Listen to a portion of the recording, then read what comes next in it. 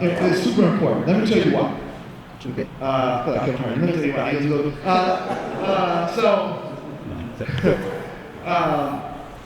I think as technical folks, the hardest thing I found is hiring other technical folks. Releasing right stuff to other people to do. And I think that you need to have that, ability to do that. You gotta do it right. You gotta understand how to hire properly, what questions to ask. There's certain things that you need to be able to properly discern when talking to somebody. 'Cause I don't know about you, like, I'm a happy-go-lucky person all the time, so I trust everybody. They call me careful. So I have a hard time sometimes figuring out, you built that, man, that's cool, but I don't get into the details, or I don't ask certain questions. So I thought that having, Mr. Welch here talk about this hiring developer folks, right? Or just what stuff you look for in doing it. A little different than what we talked about originally, but I think that with your experience and what you do on your day-to-day job, he runs Code 313, for those who don't know, very popular program in the city of Detroit, really doing amazing stuff, teaching youth around technology. And it's not just coding now, it's coding, it's drones, I got a girl doing animation stuff, so there's a lot of different stuff. And I know we can talk about that and kind of show people about that, but in your day job, you work as a UX manager, local design manager, right? So you hire technical people all the time. So I just really want you to kind of just talk through what's some of the things you should be looking for, and things of that nature. So I left it open to you. So, Gotcha. I'll leave it to you. No worries. Good afternoon. Good afternoon. I guess I'll set the stage a little bit. I've been working in the tech industry for almost 30 years now. I literally had to sit there and calculate it because I didn't realize it was that long. I used to say, about 20 years. I'm like, it's been about 10 years since you've been saying 20 years. But no, I'm born and raised in the city of Detroit, and coming up, technology wasn't really the thing I heard of as a career option, right? That's probably many of us in here, right? I know some healthcare people here earlier, and that's where I was. I got degrees in chemistry, biology, was primary school, literally, not even a mile away right here in West State. But I went undergrad down in New Orleans, made my way around. But I always loved it, and growing up though, my mom didn't have the money to buy me the tech that I loved. Okay?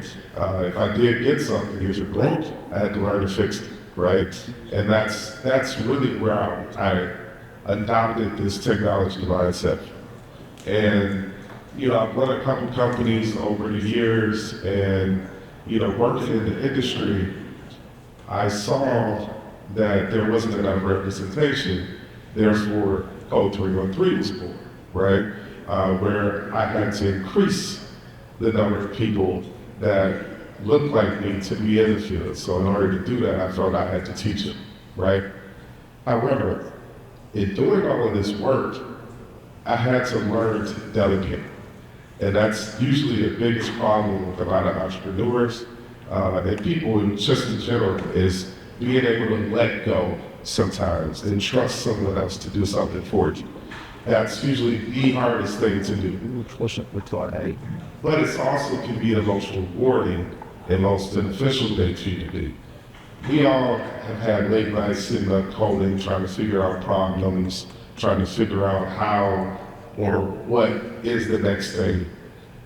But rooms like this, where you're able to collaborate and talk about things and speak on, what was your, you got this idea, I thought about that too, And then what happens, it sparks that new idea, right? Well, hiring is very simple, right? When you hire the right people, those ideas can be imagined from them as well, right? Now, a little history of hiring. My father-in-law, he's owned a headhunting firm, for almost 30 years. He was the head of General Motors HR for 25 years before that. When I mentioned his name is Urban Edwards. A lot of people know him. Like, oh yeah, I sent my resume to him, 20 years ago. He got me my first job. And this guy, he got me my job. I'm like, yeah, everybody knows this guy. My wife, she's also into recruiting, right? That's not me. I can't sit there with the resumes all day and do all that. People, when I hire, people are asked for resumes, we get applications, all of that good stuff. That's fine, that's what's on paper.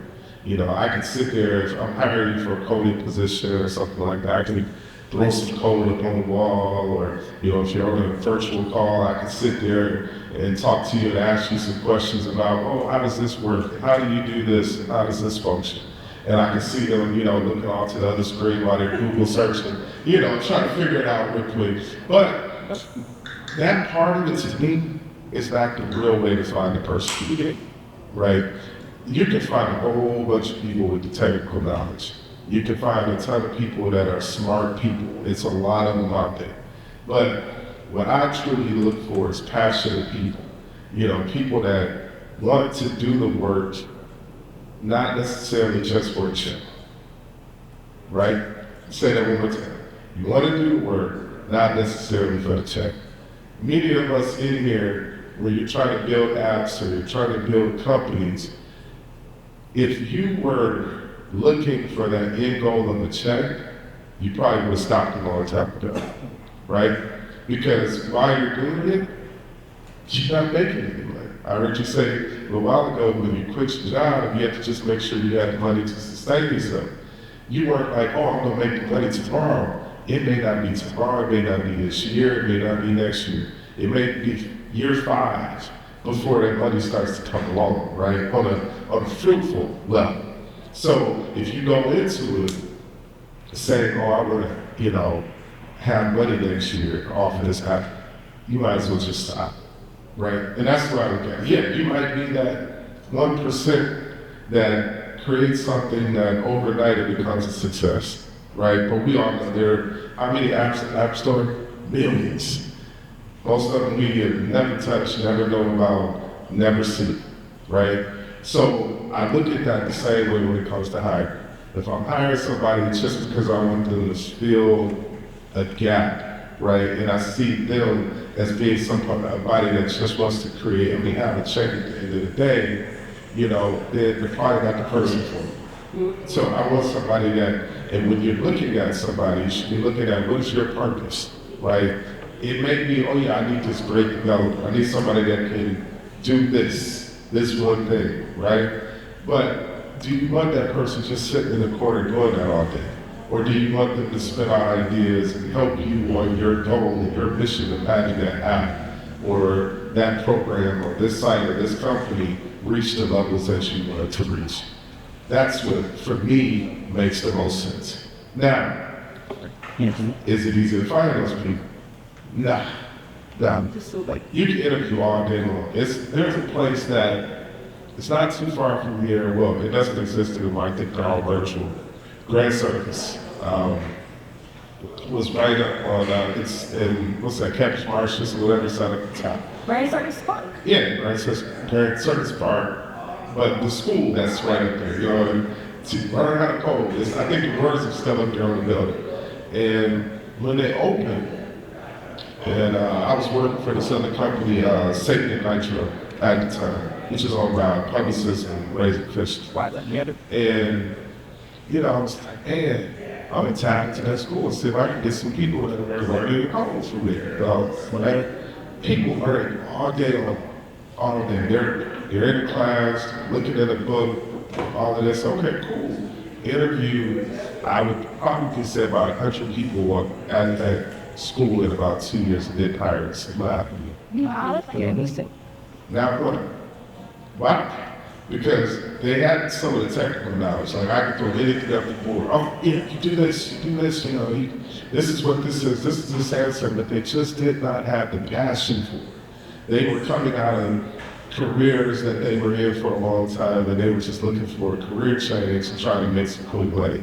And they thought coding was the way, right?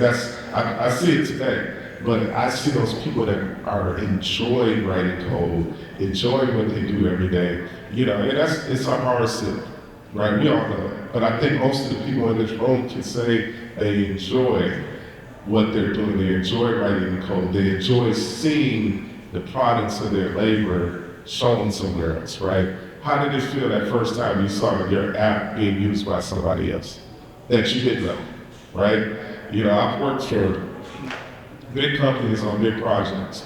I can guarantee some of the apps and projects I worked on, you all use Chase Mobile App, Foot Locker, JCPenney, G.com, Ford.com, Chrysler.com, I keep going, it's a whole bunch of them, right?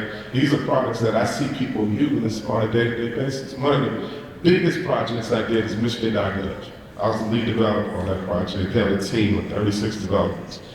Everybody in this room uses it. If you're from Michigan, it's the lottery, it is the Secretary of State, it's child support, I don't care which you use. Anything on Michigan.gov, that site, I see it every day and it makes me smile. Because hidden in the code is my name, and I just said it, right? I do that all the time. But like, if you go in there, you'll see my name on different pages. I did on purpose. But, you know, it's those type of things that are rewarding, right? That cause you to be like, oh man, you know, I get to see the fruit of my labor. But it is no way I would have been able to do that. I was 156 different properties by myself, right? It took team members, it took a lot of work, a lot of effort to get into the finish line. So you just have to think about that, like, oh yeah, I'm gonna do this project, I'm gonna work on this, but let me find those people. I heard earlier they were talking, I heard quite a few people talking about building a team. One of my first entrepreneurial journeys as a marketing company I own, and I revamped it years later because when I first started, I was like, oh yeah, I need a partner. Oh, I need another partner. And I grabbed 3 people. Worst decision I ever made in my life. You know, just bringing people on as partners, right? Now, there's a difference between giving people a skin in the game, like offering, like I think you said earlier, giving them a percentage or, you know, something that makes them excited to be there. Look at what Microsoft did, right? I mean, you got people that get equity in a company and they stay for forever because they want that equity to mature and boom, now they're set because their company did something, whatever. But don't bring everybody in as a partner. Don't make everybody have a large piece of your company right off the bat. Could be one of the worst mistakes you could ever make. You know, and that's just another tidbit because I did that for years, I had 3 other people. I literally had to close the company because it just didn't work out. Just restarted again, and I said I would never go back to that again. Yeah. Doesn't mean you can't have partners, right? It just, when you do it, vet them well and make sure they're on the same level. So, you know, I can sit here for forever and talk about those different journeys and different cases, but I definitely want to ask questions, see if there are questions and stuff and be able to answer it from that perspective instead of just going out to this. Any questions? Yes, sir. My question is just around following through on the brief. You got to talk about that program. Is you know, your motivation behind starting the process and where you see go. Gotcha. So, Code 313. That to me, I don't take a check from Code 313. I'll throw that out there first, right? I take a check. It's my passion.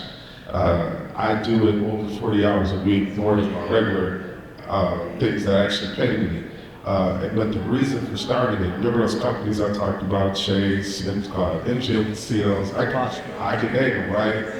I sat in a ton of boardrooms, you know, walking in the room, after talking to people. These are the days where we didn't really use Teams or Zoom or Google Meet too much. We were on the phone, like on conference calls. So people didn't always see your face, right? So I'm talking in these rooms. Then I fly out to California to go meet the company after we've already been talking for months, right? We're getting close to lunch. So I'm going out there to go meet them, hand in hand, just to shake hands, discuss final preparations, all this before lunch. I'm walking in with a team of people. And I get to the door, and I walk in, and they see me, and they're like, so is Bartel here? Yeah. I was like, oh yeah, he's coming. And I go have a seat, right?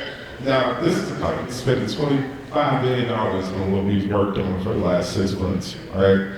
My whole entire team is not even like me, okay? Nobody else in the room looks like me. So we all sit down and we're like, it's Bartel here. You know, and I was like, oh yeah, who you talking about? I think we can go ahead and get started, right?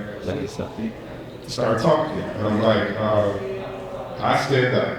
And they're like, we're going around the room introducing, whatever, I forgot. Introducing first, get around. And I'm like, yeah, my name is Bartel Welch, you know, I'm here with my team, blah, blah, blah. And they're like, I could see faces just, you know, miles from mine. That was my moment. Then I'm not gonna say what company this is, because we all know it, we all work with it, that stuff, but, you know, that was my aha moment, right? That was the moment where I felt empowered, but I also felt sad, right? And I said, I have to do something about this. Come back home, you know,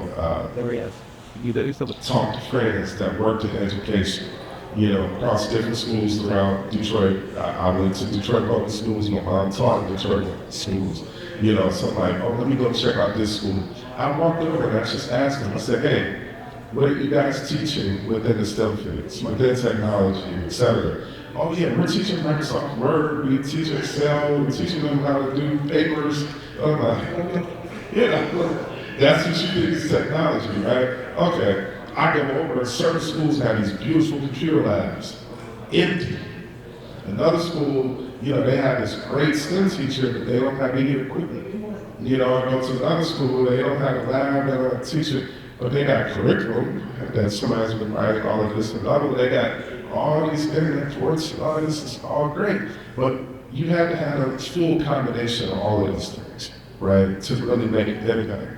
Have the proper, you know, technology, have the teachers going to teach, have the curriculum that those teachers can teach, and then have the internet service or connectivity to make it work.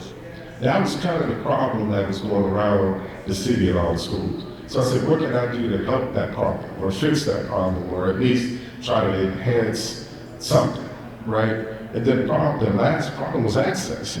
Because they didn't have all these things, they weren't being shown or given the opportunity to explore careers within technology or in the STEM space. So that's where Co-Creator was born, where I said, I have to solve those issues, right?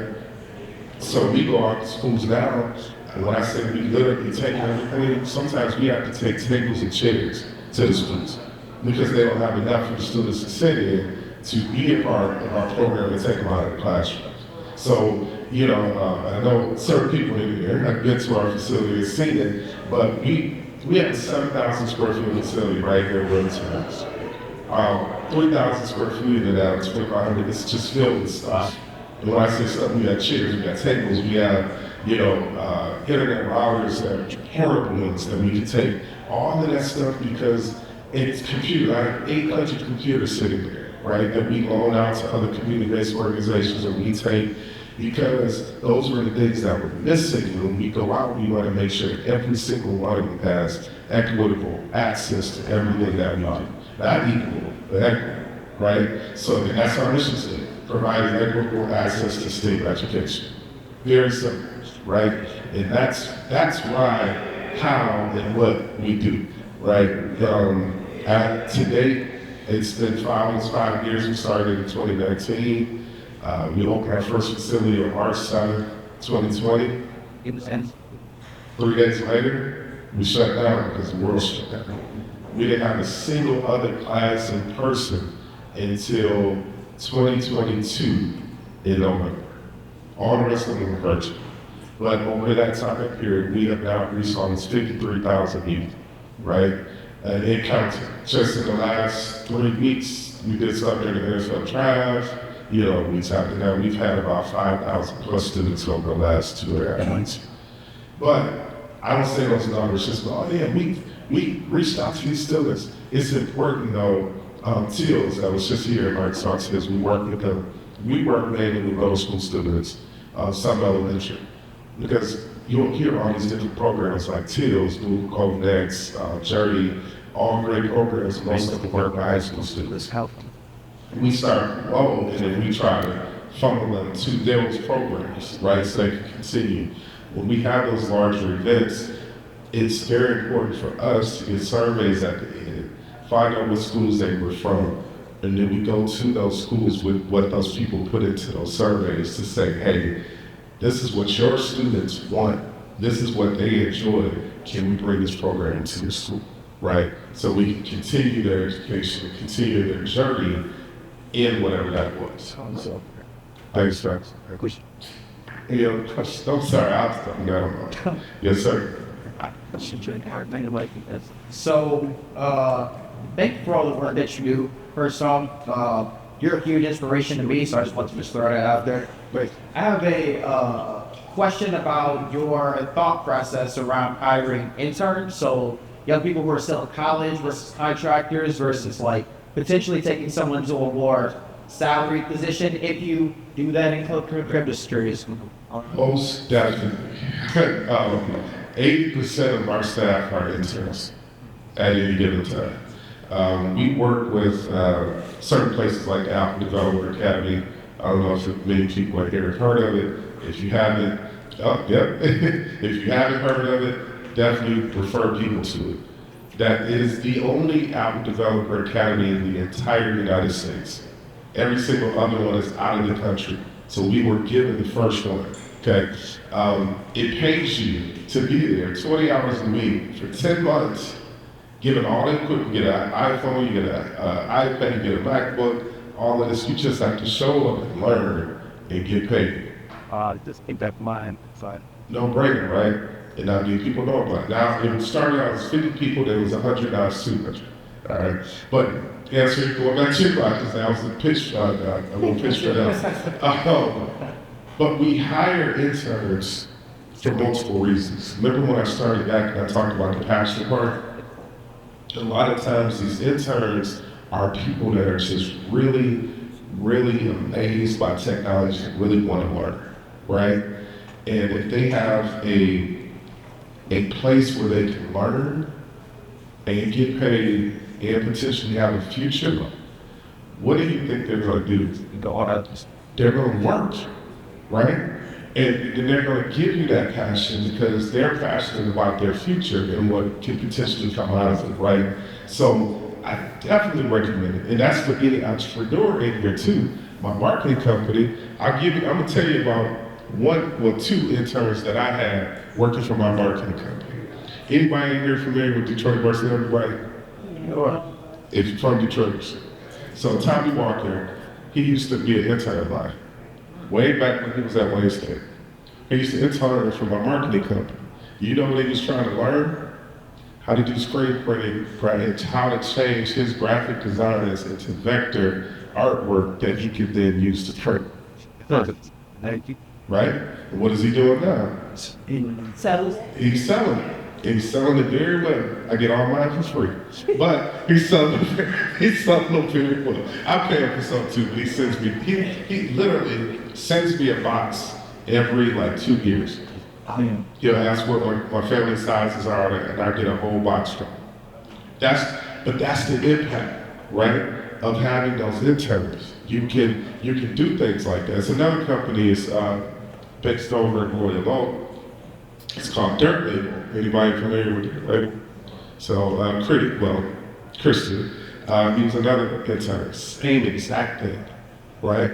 And he, alongside Tommy Walker, I'll never forget this because it's still imprinted in my head too. They did some graphic designs for us. They brought clients to us. One of those clients was Big Sean.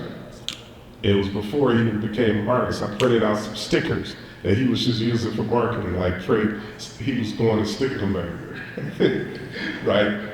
So it's just those type of things, right, that you can build those relationships with people when they're just starting, right, and they're trying to get away. Mac mentioned somebody earlier, he said animation studio who's working for us now. She actually was an intern. We provide her with all her tech when she goes out and does her classes still, because she can't afford all her iConnection. So she rents the for months. I don't charge her. She goes and does our programming. She's one of the, how can I put it? Anytime I have any event, if I need somebody to come and do some class, just call her, she's there. She doesn't charge, no questions asked, nothing. What time? I'm there, right? So interns, I'm telling you, will be your greatest and biggest benefit to any company that you have outside of, hiring. But then pay them, right? That's the other part. I learned that really quick when I was talking about Tommy and all the time he didn't get paid. What did he learn? He was just learning skills. But I learned, you know what? You're getting paid for the work that they're doing, so pay them something, right? And now I have interns now that I'm telling you, I would not be able to operate without. Yeah, it was true. Any other questions? Sure. Y'all can't tell I got passion in this stuff by the top words. Anything else? How do you share that passion with other people? Like, how do you get them passionate about wanting to learn and go? It's, as you said earlier, passion is a big barrier, right? You want to have it. How are you getting this from? How are you starting? It's meeting them where they are, right? Like I talk to them a lot. Everybody in this world, in this city, everything, we're all consumers of tech, right? Every single one of us. We're trying to create producers of tech. And the way I explain it, a lot of times to people, because you'll hear these things, oh, it's too hard, right? It's hard, I don't want to learn coding, or I just want to get a check. I want to switch and, get the money. But I tell them, look, you're going to get the money, and what are you going to do with the money? You're going to go buy some more tech, right? That's all you're going to do, is you're going to continue to go out and keep giving everybody else your money instead of trying to be a producer of that technology and everybody's giving you the money for your tech, right? So that's a lot of times how I try to explain it to them and say, hey, what is it in you that ignites you? Then, the other piece, going back to the intern thing, which will help with the passion, is what do you like to do, right? And spark that curiosity and spark that education, and specifically their thing. Because like the one I was just talking about with the animation studio, she loved animation. So what did I keep pushing with her? Animation, right? That's still part of what we want to teach and what we want to do. And you can help out our organization by adding yet another vertical of something that we can teach. But it's something they love. They love sports. Well, did you know? If you want to play basketball, you want to be in the NBA, it's only 10 people on the court at a time. And it's 180 people in the background that are making that game happen. And without them, those 10 wouldn't have a job, right? And those 180 that are sitting back there sometimes are with the team for 20 to 30 years. Your normal longevity with the team, unless you're LeBron, and even him, he want to go and move teams, is 5 years. You go down to 3 to 5 years, right? And they still hang with all the players, they got all their phone numbers, they can travel, they do the same thing, so make more money than some of the players, right? So again, it's finding out what their spark is, right? And then lighting it. That's doing. I'm gonna say to that point, so how are you facilitating that mentorship process for the interns and making sure they're getting support that they need, or like recommendations that you have for that aspect? Again, remember I said you can't do everything yourself, right? Can't. So you have to find people that can ignite those sparks for you, for those people. So, when it came to